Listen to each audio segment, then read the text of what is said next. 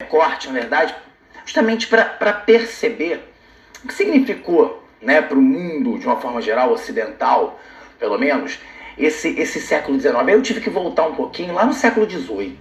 Eu vou começar essa aula falando com você sobre a Revolução Francesa. Você vai ficar assim, peraí, tu não entendi. Calma, vai entender.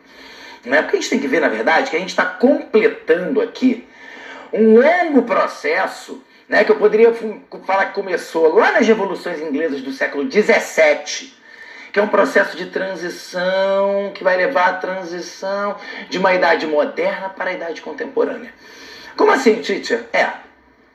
Lá quando os ingleses lutaram contra o seu absolutismo, acabaram com a monarquia absolutista e criaram a monarquia, né, parlamentar, né, viraram um importante modelo de monarquia parlamentar. O que a gente lia dali, e o que muitos filósofos no século seguinte vão ler dali, né, é que, na verdade, os ingleses foram dos precursores do liberalismo político. É isso aí. O liberalismo político, que levou depois a um liberalismo econômico, quando a burguesia ascendeu ao poder, né, e começou uma série de medidas que transformariam a Inglaterra e a transformaria na maior potência econômica do planeta, graças à sua Revolução Industrial.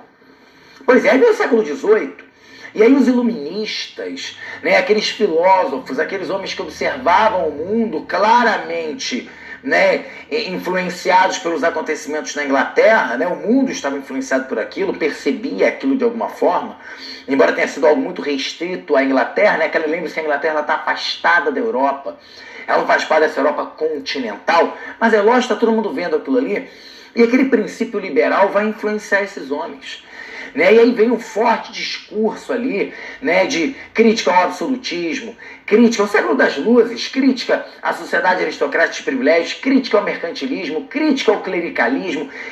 Então, realmente, digamos que as ideias iluministas vão servir, sim, de base ideológica para as grandes revoluções, para os grandes movimentos que vão ocorrer no final do século XVIII e no início do século XIX e ao longo do século XIX. A verdade é essa. Tati, mas você está falando da Revolução Francesa. Estou falando da Revolução Francesa, porque ela foi aí para muitos, né, o iluminismo na prática. Claro que isso é uma forçação de barra. Sempre que a gente quer pegar um movimento filosófico tão complexo e falar que houve alguma coisa na prática, é complicado. Mas por que isso? Porque a Revolução Francesa, a França, que era um exemplo do antigo regime, né, foi sacudida por um processo revolucionário de 10 anos, pelo menos, de 1789 até 1799, né, quando a alta burguesia dominou, acabou com os privilégios aristocráticos, depois veio a pequena burguesia jacobina, tentou implementar um sufrágio universal masculino, tentou implementar uma redistribuição de terras dentro da França, olha quantas coisas, né, romperam com a Igreja Católica, criaram um calendário revolucionário, acabaram no calendário gregoriano. Gente, eu estou jogando assim para você entender como de fato a Revolução Francesa mexeu com as estruturas há tanto tempo ali estabelecidas na Europa, desde o fim da Idade Média. E aí vem Napoleão Bonaparte, 1799, e o período napoleônico, olha que eu botei ele aqui. Por que eu botei na Revolução acabou? Mas espera aí, cuidado, não se engane achando que quando Napoleão falou que a Revolução acabou, ele não estava falando que os ideais liberais da Revolução Francesa tinham acabado. Não! Ele falava naquele momento que aqueles 10 anos de instabilidade política e econômica que a França tinha vivido, aquilo tinha acabado, porque, gente, foram 10 anos de instabilidade, de golpes e contragolpes, uma crise financeira que não se resolvia nunca, né? Então Napoleão veio dizer o seguinte, aquele período de instabilidade acabou. Então aquela ideia de revolução acabou, mas ele estava ali consolidando uma série de conquistas da sociedade burguesa. E a partir do momento que aquilo vira um império napoleônico e esse homem conquista quase metade da Europa, impondo instituições como a Constituição, né, o Código Civil Napoleônico, né, como por exemplo a Declaração dos Direitos do Homem e do Cidadão, o que ele está fazendo? Ele está levando essas ideias, gente, para a Europa.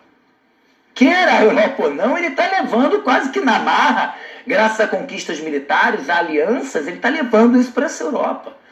Então eu posso te garantir que a Revolução Francesa e o período napoleônico foram um período de propagação das ideias liberais. Foi um período onde, não adiantava lá, jogaram lá, né? Por mais que o Congresso de Viena, depois da derrota de Napoleão, tenha tentado ali manter o antigo regime, restabelecer e manter esse antigo regime na marra, não vai adiantar, não vai funcionar. Esse liberalismo, né, vai, obviamente, florescer e vai movimentar uma série, né, de acontecimentos nesse mundo ao longo dos anos, dos séculos seguintes.